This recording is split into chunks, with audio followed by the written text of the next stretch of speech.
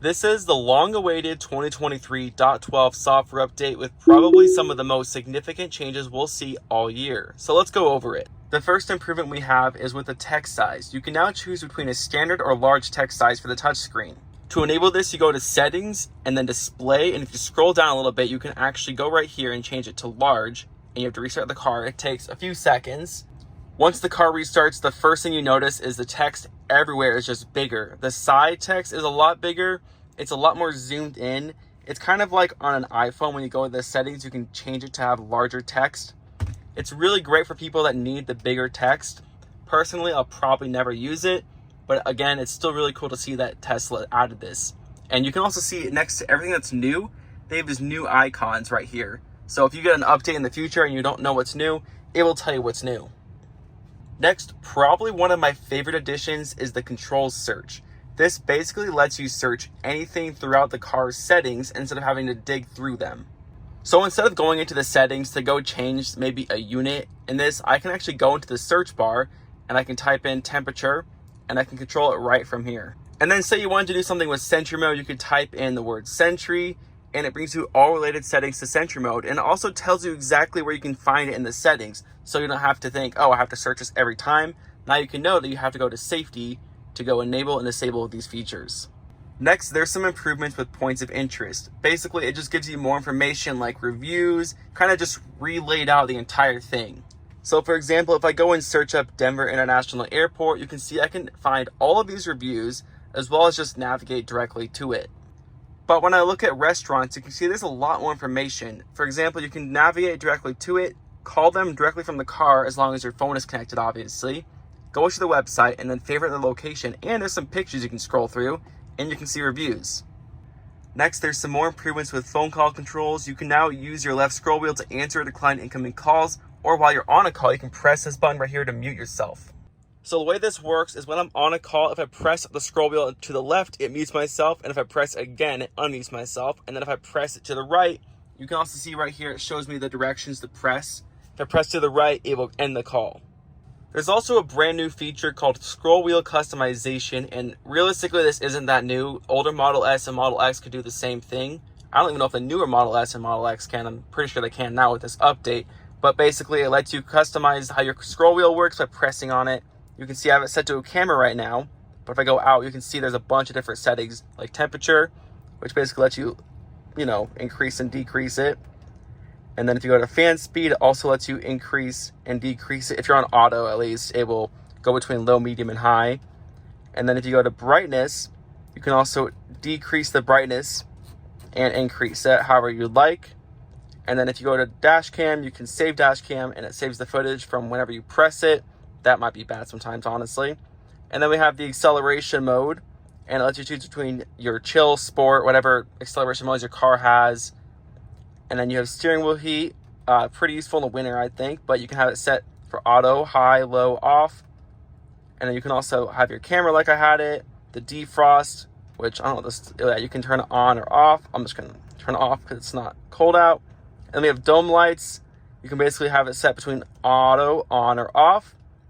And then opening glove box is pretty straightforward. It opens your glove box for you. Next, there is another new feature called Gear Chimes, which basically adds sound to when you switch gears.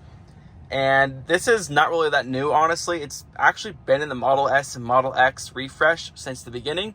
So it's pretty obvious the Model 3 and Model Y will not have stocks anymore. They're just going to be gone in the refresh. So when you go into drive, it sounds like this. Reverse sounds like this. And when you want to park, it sounds like this. And neutral, when you hold it up halfway, it makes like a boom, boom noise. So, I mean, that's cool. It can get annoying sometimes. I might turn it off. But overall, it's pretty obvious where Tesla is heading. And then there's also a new feature called Get to Know Your Tesla. Basically, it's just a manual, but really simplified. So if I open it up, you can see it has a ton of different little cards for me to click on. So if I click on this, it will tell me how to do it, and I can actually go right from there to the settings. Setting up the phone key, I believe it just kind of gives you a step-by-step guide and a little video, I think. I don't know. Using the phone key gives you some more, basically just tool tips, like, oh, do this to do that. You can press that and it opens the glove box, or, You know, if you want to learn how to regen braking works, you can go through there.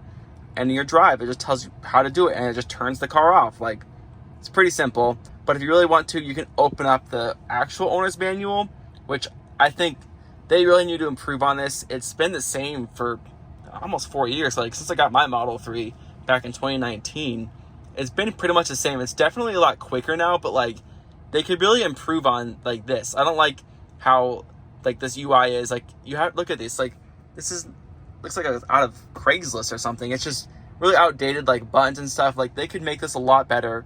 I know they're probably working on it because they're always fixing something, but I think it would be a lot better if just the regular manual was kind of more polished, because right now it's just not great.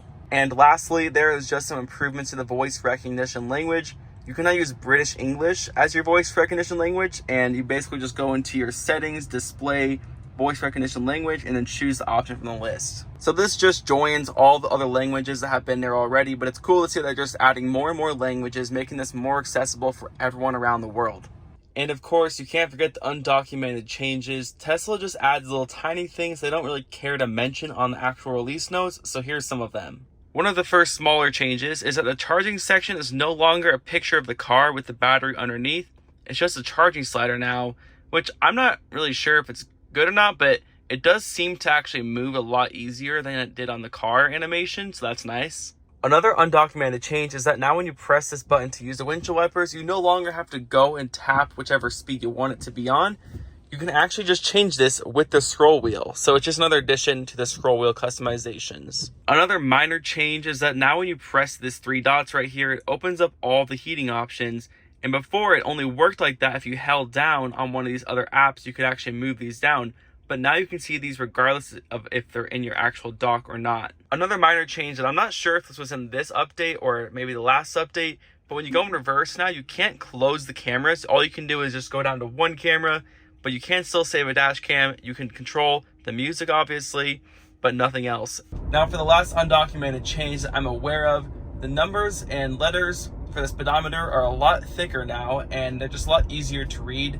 So that's a welcome change. Before it wasn't great, so now it looks a little bit better. All right, guys, that's going to be all for this video. Make sure to hit that like button, comment, and subscribe for more videos like this.